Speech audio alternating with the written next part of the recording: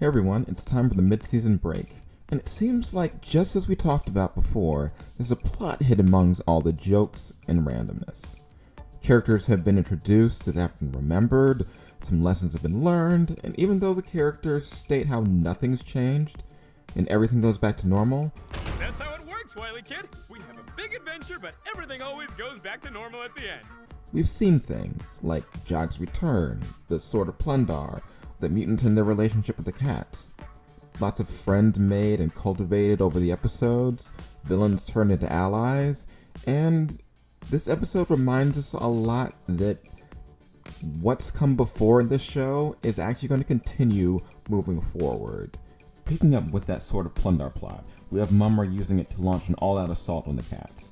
It's his usual hilarious self, but the bulk of the problem comes in truth from the usual Lion-O buffoonery. For the most part, it seems like the usual episode, and that's what the cats treat it as.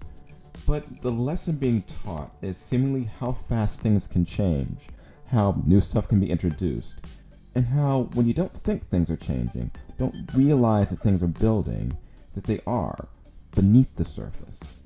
All of it leading to the cats' first real defeat of the series.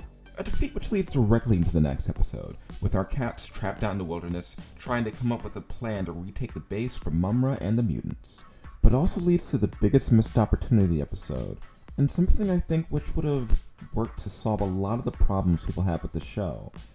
That being, we already established that there are consequences to the actions. There are characters that they've met. They're friends. There are things of growth in the show. And yet when it comes to retake their base, there's no interaction with their friends. There's no calling on allies. A uniting of the troops to go and help the Thundercats the way they've helped their friends. It's just a silly costume and a scheme that gets them back inside, followed by a funny but pointless fight scene. Now, okay, it does lead to something I've always wanted to see in Thundercats, and I'm surprised it took this long for us to get, and that's the base itself being involved in the action. I mean, once it transforms to a giant robot, and I am a huge mark for giant robots, I am completely on board with the action and what's going on there. That stuff aside, it ends up being a middle-of-the-road episode, but it could have been something more.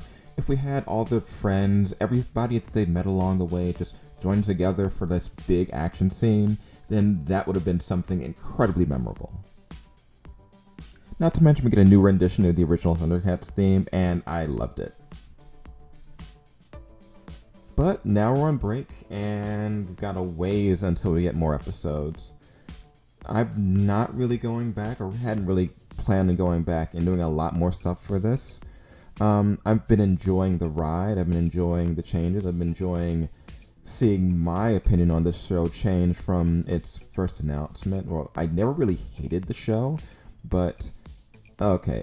My first thoughts about the first episode did go a little crazy.